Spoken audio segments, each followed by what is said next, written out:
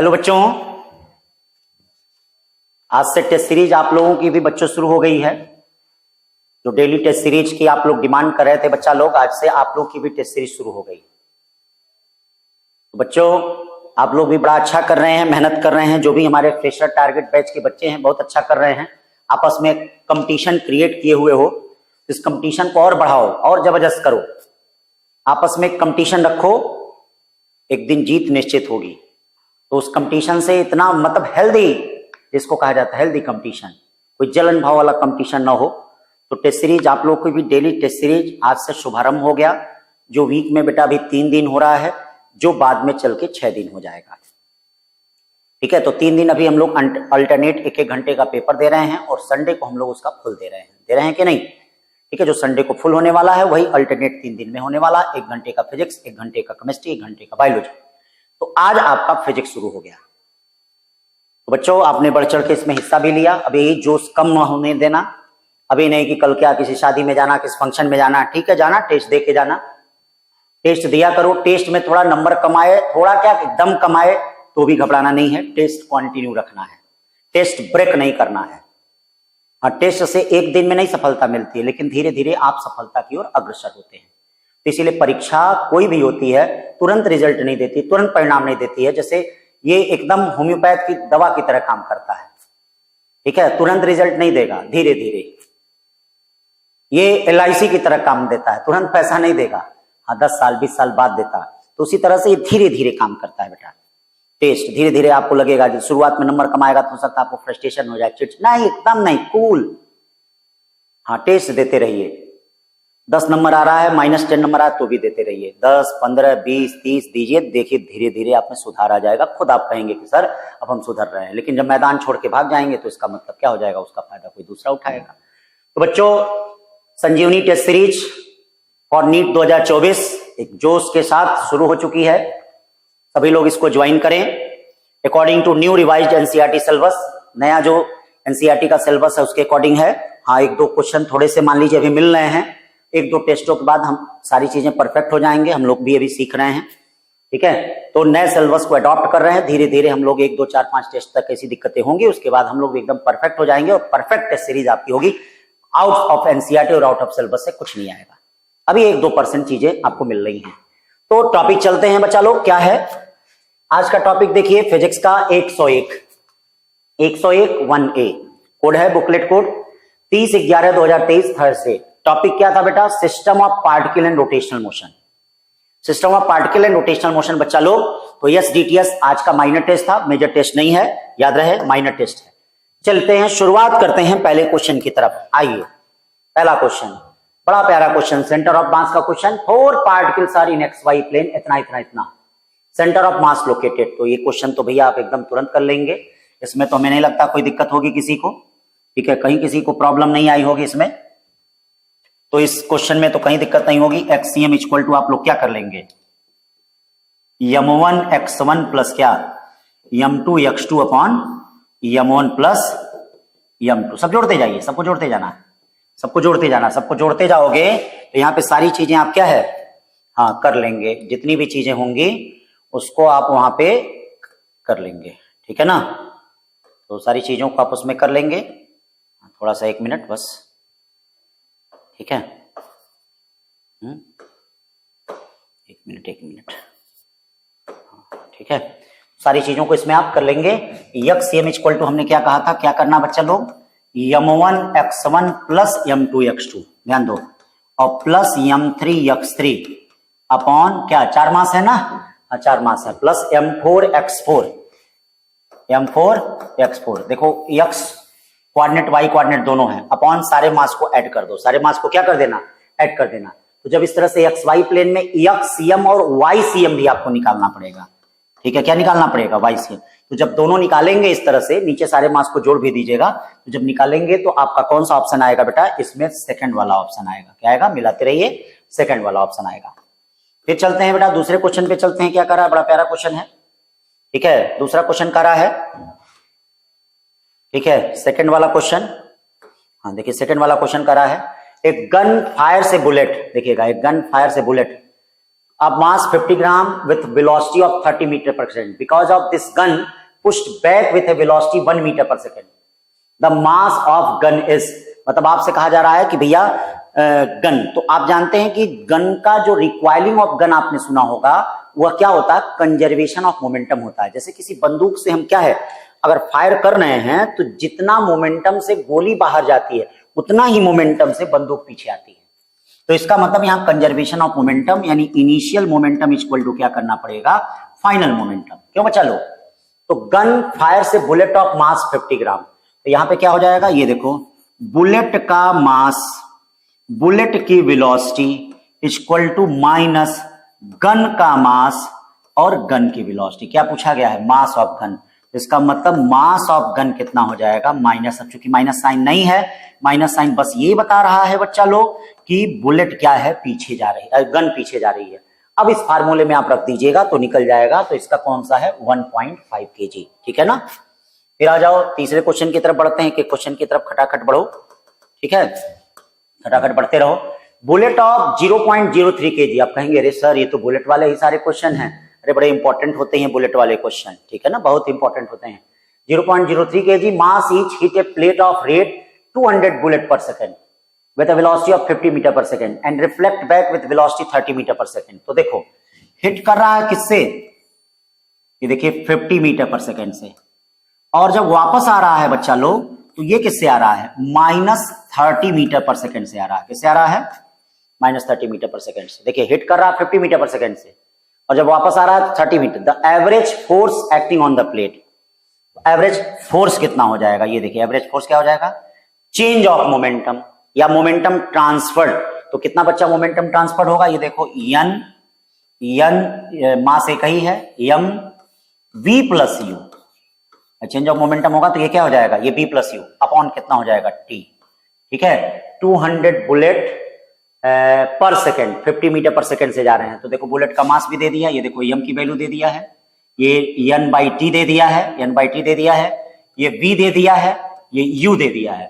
अब यहां रख दो, ये एवरेज फोर्स आ जाएगा भाई। चेंज ऑफ मोमेंटम ये मास है बच्चा लोग, थोड़ा सा मास से, हाँ मास है, ठीक है ना। तो ये फोर्स हो जाएगा। अब इसको सॉल्व करोगे तो तीसरे में कौन सा आएगा, 4 वाला आएगा। ठीक है ना, हम मिला लेना भाई, हम कैलकुलेट नहीं कर रहे हैं, देख लेना अगर कोई चीज गड़बड़ हो तो सही करा लेना।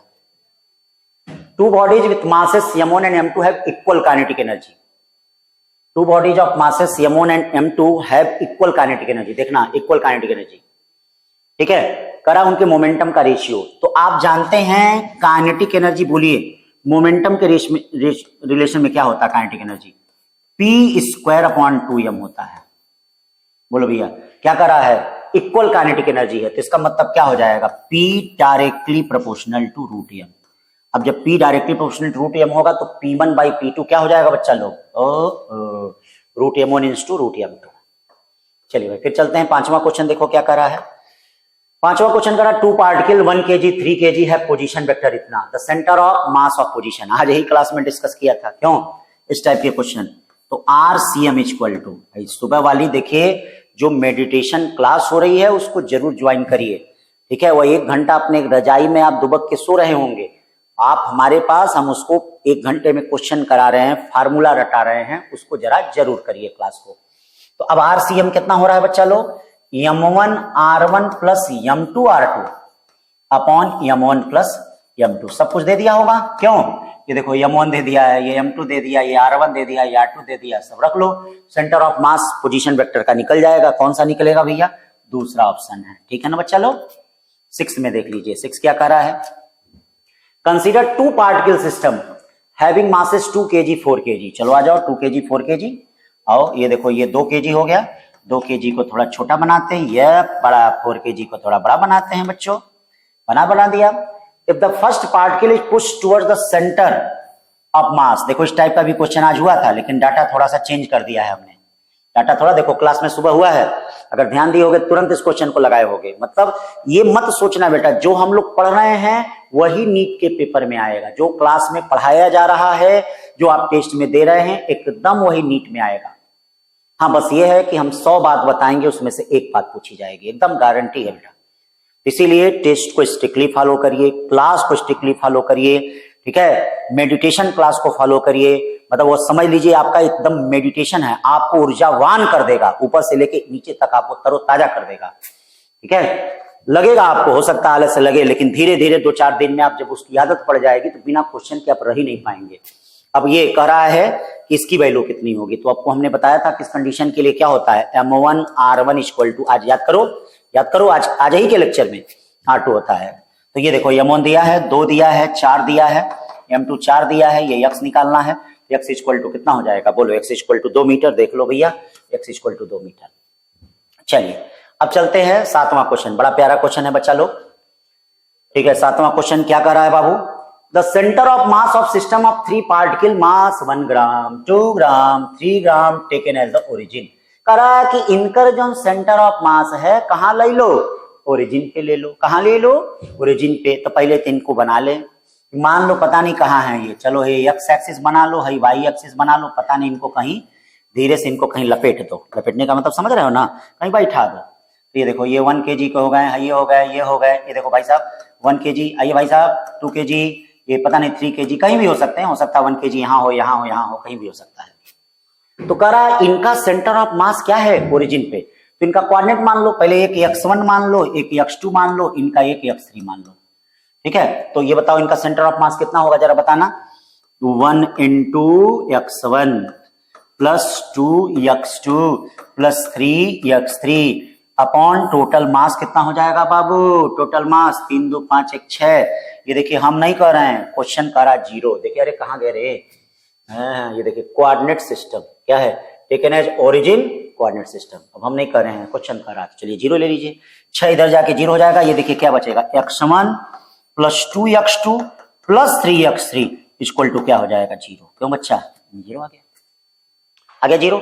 अब कह रहा है कि एक लोग और आ गए, देखिए the position vector of 4th particle of mass 4 ग्राम। देखिए एक और मास आ गया, 4 ग्राम का आ गया, पता नहीं 4 ग्राम कहाँ है, कहीं मान लो, यहाँ मान लो, आकाश पाताल कहीं मान लो, ये मान लो, यहाँ मान लो, ठीक है यहाँ मान लेते हैं, कहीं मान लो, यही मान सकते हो।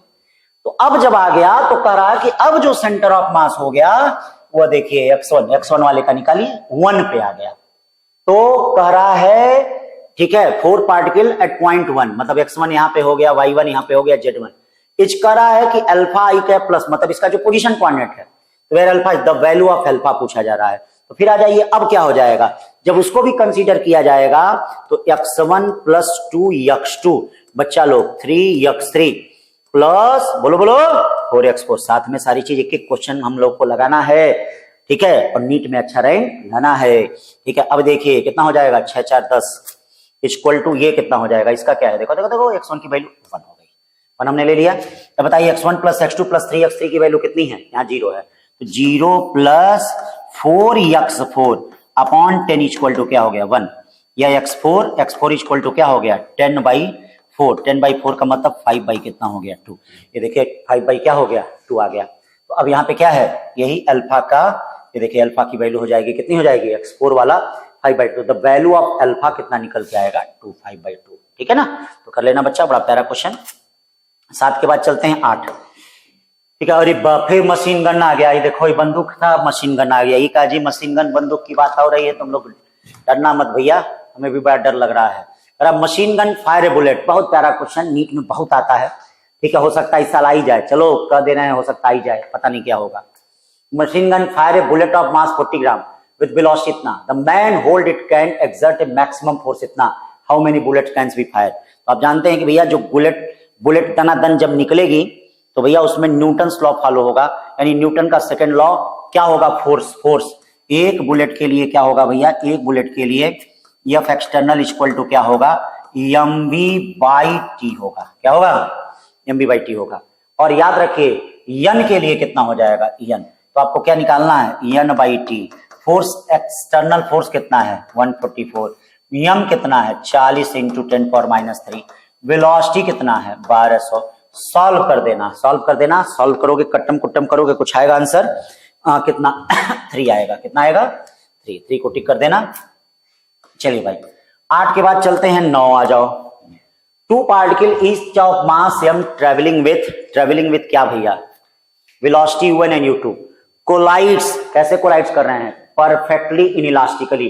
The loss of energy will be. तो ये बच्चों ये बताओ लॉस ऑफ एनर्जी क्या होता है, डेल्टा के इक्वल टू होता है half m1 m2 upon m1 plus m2। Same direction में अगर जाते हैं तो u1 माइनस u2 का होल स्क्वायर। मैंने कहा था फार्मूलों को अच्छे से याद करिए। देखिए फार्मूलों का कितना यूज है, हाफ m1 कितना है बेटा, m1 है m upon 2m u1 minus u2 का होल स्क्वायर। ये बताओ कोई m/4 है क्या, हाँ m/4 है, इसका मतलब यहाँ पे कौन सा हो जाएगा, दूसरा हो जाएगा, ठीक है ना। अब आ जाओ फिर चलते हैं 10 पे। 10 क्या कर रहा है बच्चा लोग, 10 कह रहा है, बड़ा प्यारा क्वेश्चन है। Two homogeneous sphere A and B of mass m and 2m having radii 2a and a respectively placed in touch.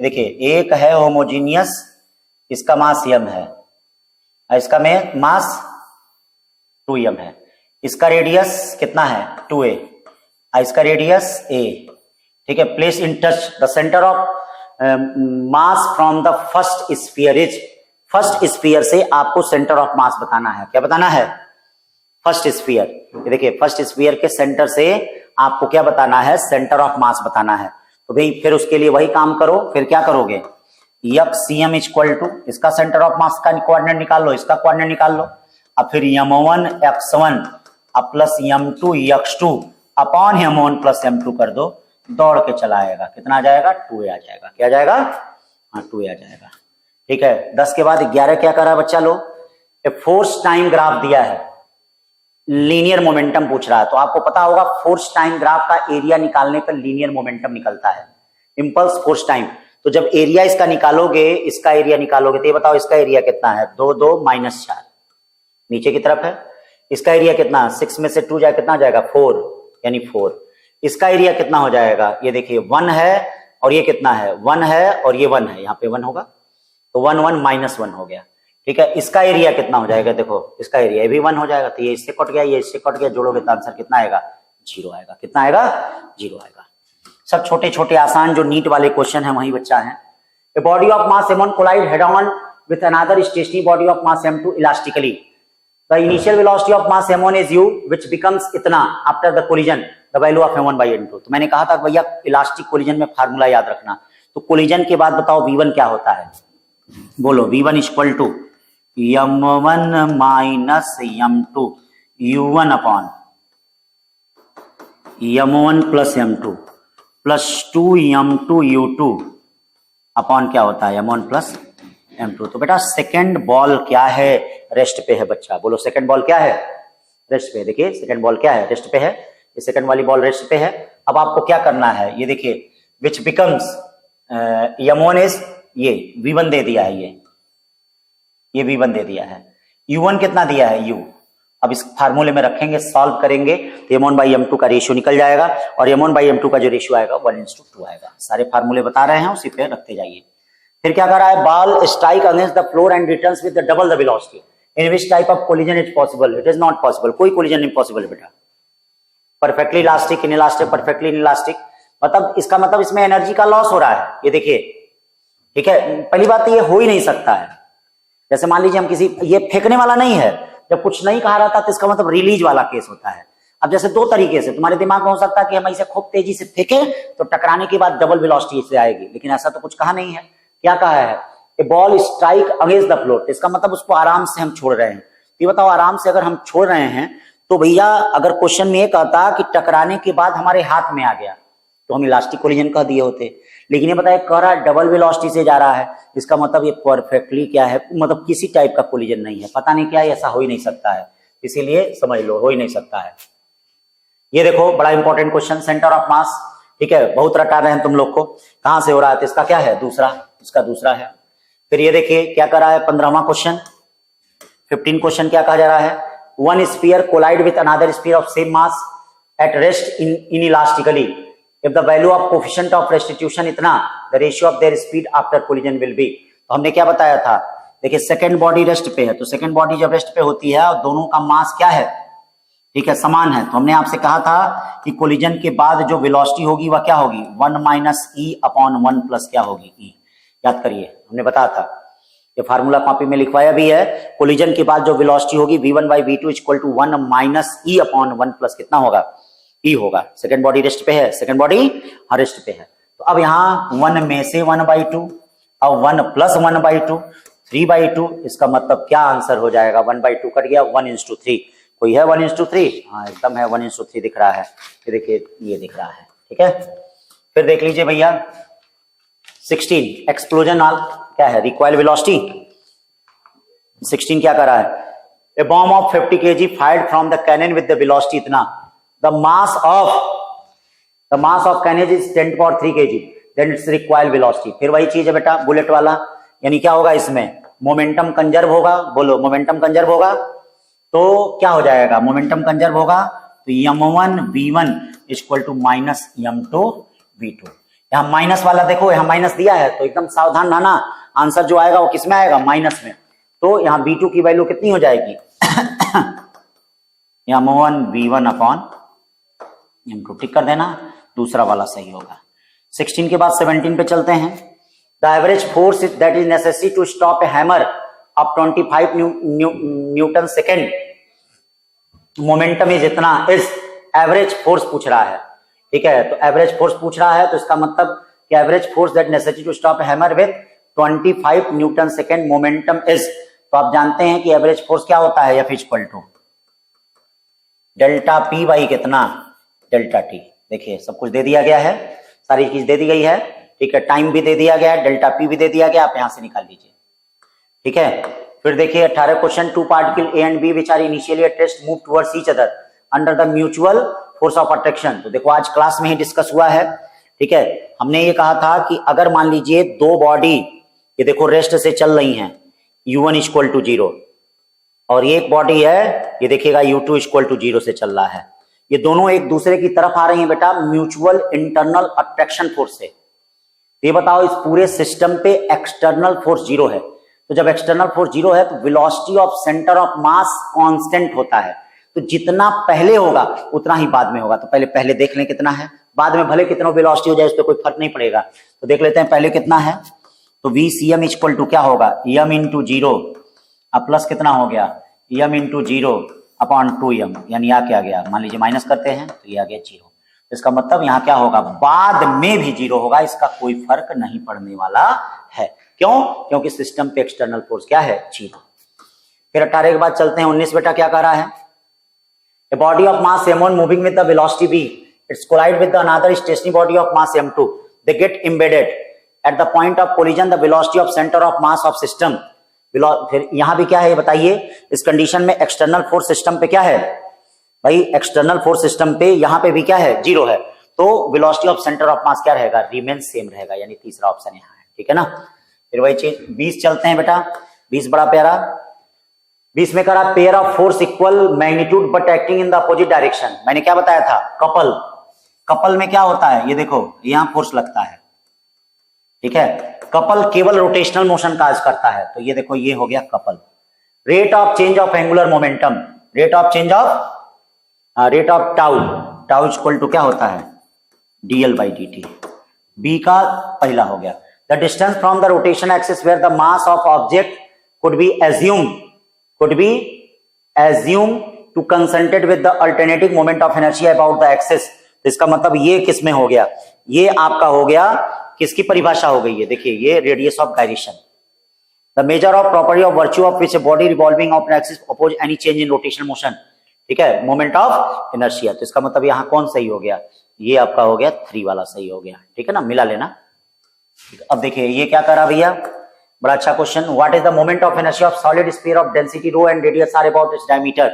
ये बताओ सॉलिड स्फीयर का मोमेंट ऑफ इनर्शिया क्या होता है, इक्वल टू 2/5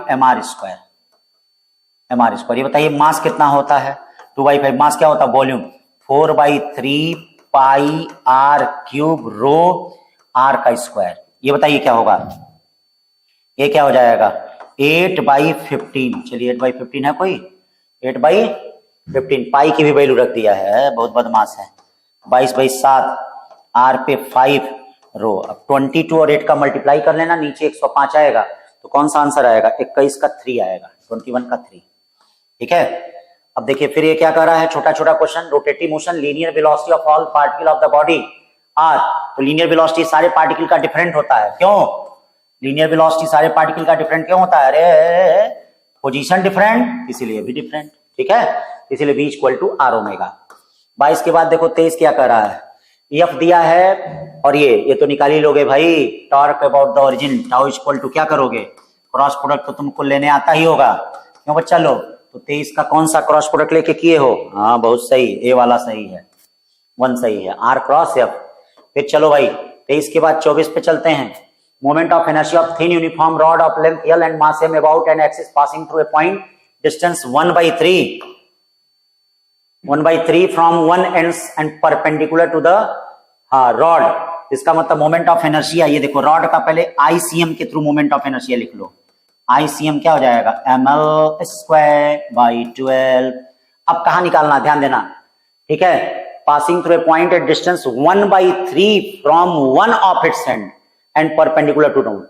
तो एक एंड से 1/3 का मतलब, जैसे मान लो ये एक एंड से l/3, ये पूरी डिस्टेंस l/2 होती है, l/2 में से अगर l/3 निकलेगा, क्यों भैया, l/2 में से l/3 अगर निकलेगा तो आपको आना चाहिए, क्या आ जाएगा ये बताइए, कितना आ जाएगा, 6 आया, ठीक है, ये 3 में से ये कितना हो गया, अरे घटाने आए, 2 3 3l 2l, ये कितना हो गया, l/6।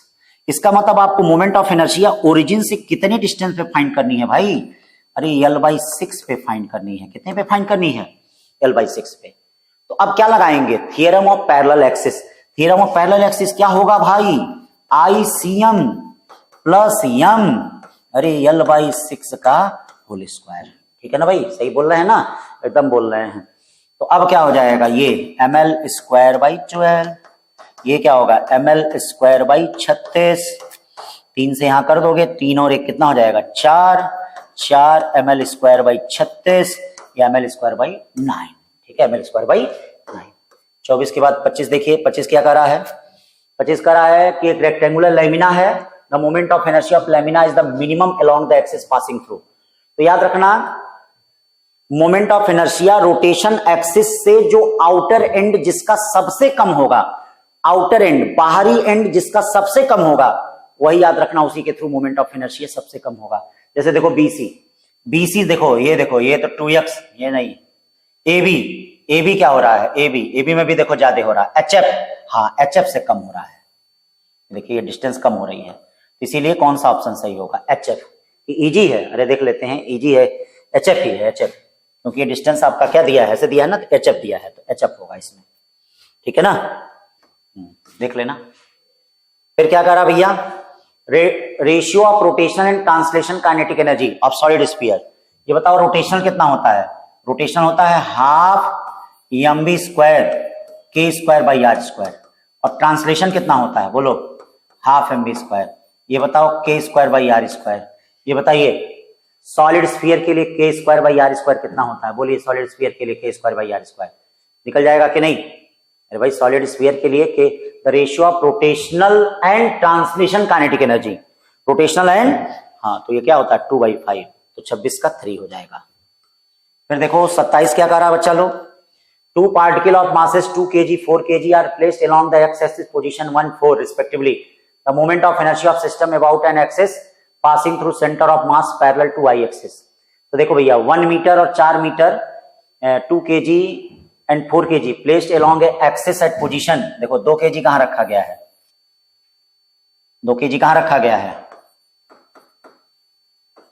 1 मीटर पे। The moment of inertia system about an axis passing through the center of mass and parallel to y-axis, और ये कहां रखा गया है, 4 kg का, 4 kg का कहां रखा गया भैया, 4 मीटर पे रखा गया है, ठीक। तो हमने आपको बताया था इन दोनों के बीच की अब डिस्टेंस कितनी हो गई, 3 मीटर हो गई, क्योंकि देखिए पोजीशन यहां से लिया गया है।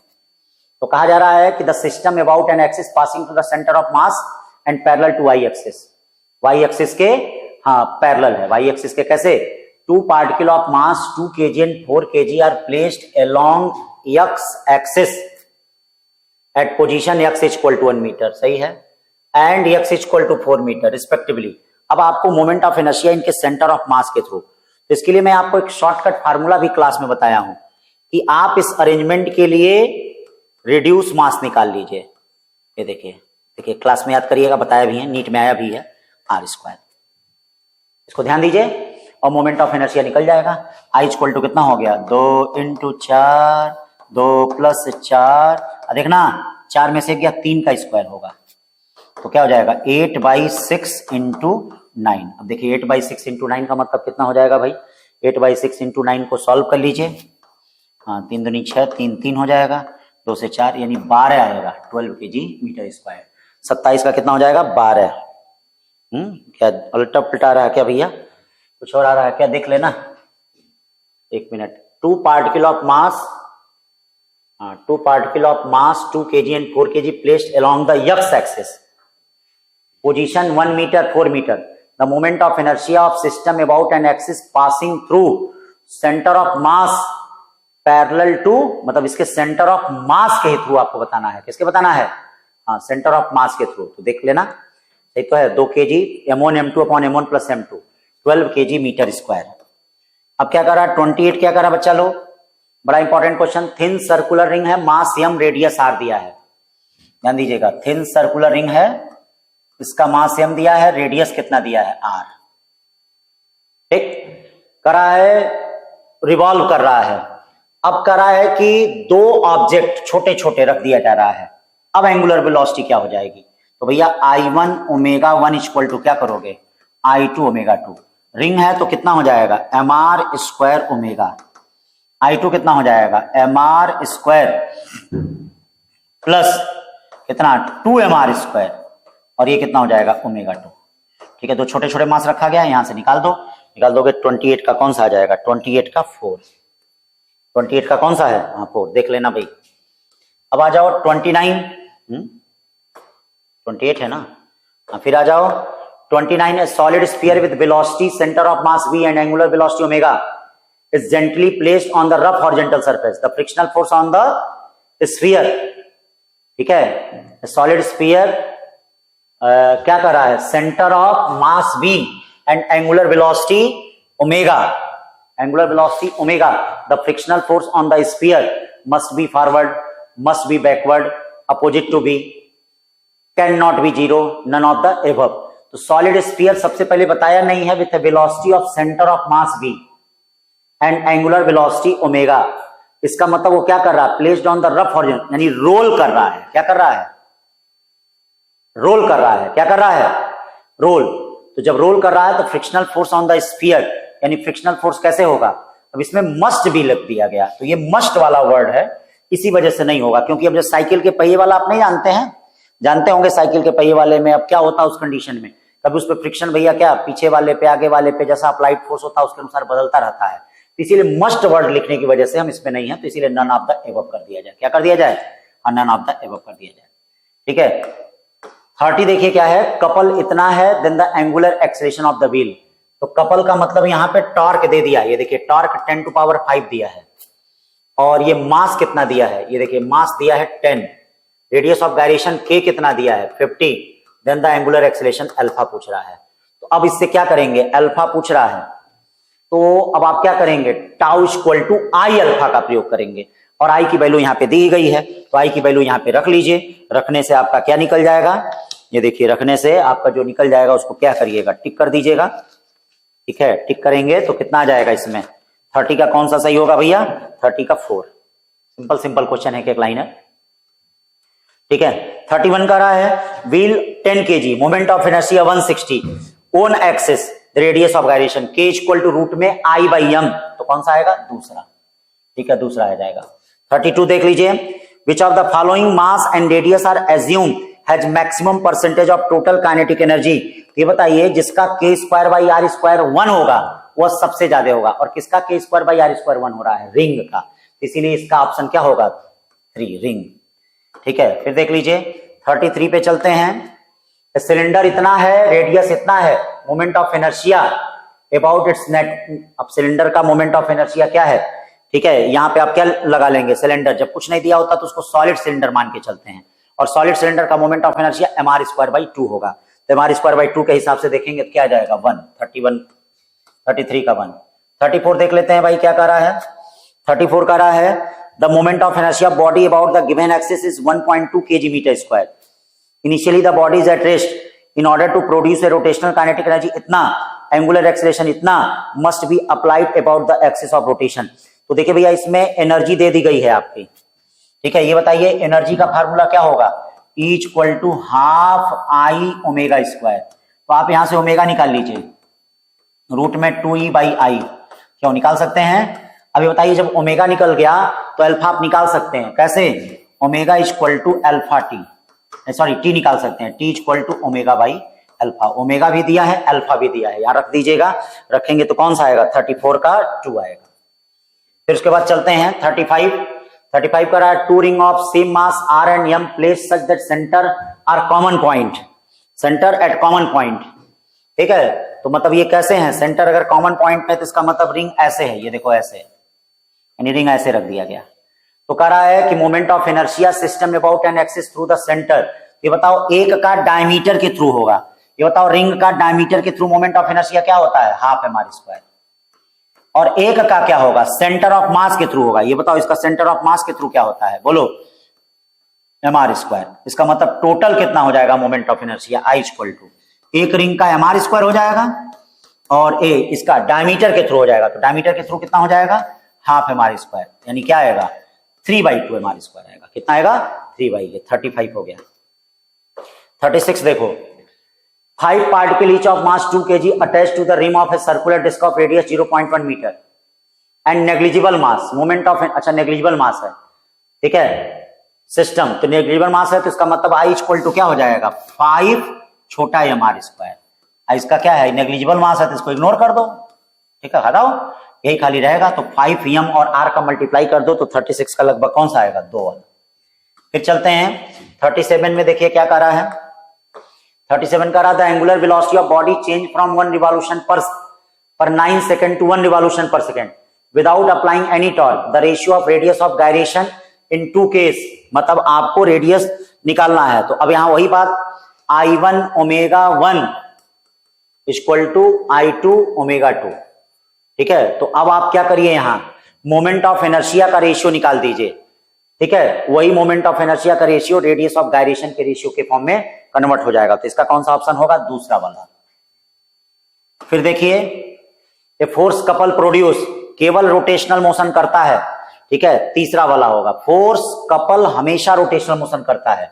39 a body comes running and sits on rotating, a boy comes running and sits on the rotating platform, what is the conserve about centre, angular momentum conserve रहेगा। क्या कंजर्व रहेगा, एंगुलर मोमेंटम। फिर देखिए क्या कर रहा है टॉर्क ऑन बॉडी में, देखिए टॉर्क ऑन बॉडी में be non zero even if net force acting on it zero, सही बात है, ठीक है। Force does not depend on the point of application but torque depends on the point of application, ठीक है, सही कर रहा है। जैसे मान लीजिए कपल में ही देखिए, कपल में क्या होता है, कपल में बेटा क्या होता है, देखिए यहां फोर्स लगता है, यहां फोर्स लगता है, तो देखिए नेट फोर्स जीरो है, ठीक, लेकिन क्या नेट टॉर्क जीरो है, इसका मतलब असर्शन सही है, रीजन सही है और reason is correct explanation of A है 4, ठीक है। इसमें देखिए 41 में क्या हो जाएगा भैया, ये भी conservation of moment angular momentum पे है, इसमें 4 मास रख रहे हैं, इसका आंसर कौन सा आएगा, दूसरा, कौन सा आएगा, दूसरा। 42 क्या कर रहा भैया, बड़ा प्यारा question, A particle perform uniform circular motion with an angular momentum L, if the frequency of particle motion is double, kinetic energy is half the angular momentum become, ठीक है। तो ये बताइए काइनेटिक एनर्जी एंगुलर मोमेंटम के term में क्या होता है, हाफ आई ओमेगा स्क्वायर। आप देखिए के इक्वल टू क्या होता है, half I omega omega, I omega को क्या कहते हैं, K equal to half L omega.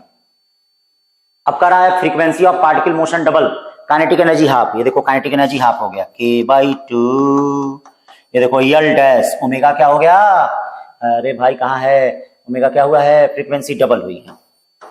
तो अब दोनों को डिवाइड कर दो, दोनों को डिवाइड कर दोगे तो एल डैश कितना हो जाएगा, L/4।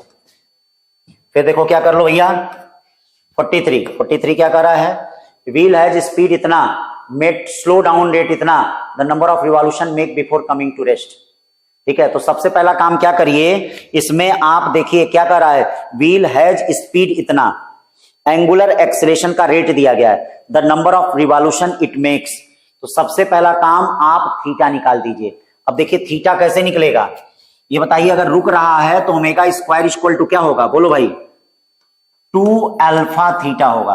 ये बताइए थीटा इक्वल टू क्या होगा, ओमेगा स्क्वायर बाई 2 अल्फा होगा। बोलिए ओमेगा स्क्वायर बाई क्या होगा, 2 अल्फा होगा। Omega square by 2 alpha, omega क्या होगा, 2 पाई एफ का स्क्वायर अपॉन 2 अल्फा होगा। सब कुछ दे दिया है। देखिए ये एफ है, ठीक है, ये अल्फा है। नंबर ऑफ रिवॉल्यूशन पूछ रहा था, नंबर ऑफ रिवॉल्यूशन यानी इक्वल टू थीटा अपॉन कितना होगा, 2 पाई, थीटा इक्वल टू 2 पाई रखोगे तो आंसर कितना आएगा देख लेना, 314। 43 के बाद चलते हैं 44। 44 क्या करा भैया, the angle turn by body undergoing circular motion depends on the ratio of angular acceleration and initial angular velocity. तो बताओ ओमेगा क्या होता है, D theta upon D T. चलो भैया D theta upon D T का मतलब ये क्या हो गया, 0, थीटा 1 प्लस 2 थीटा 2, ठीक है। एक्सेलरेशन क्या हो गया भैया, D omega upon D T.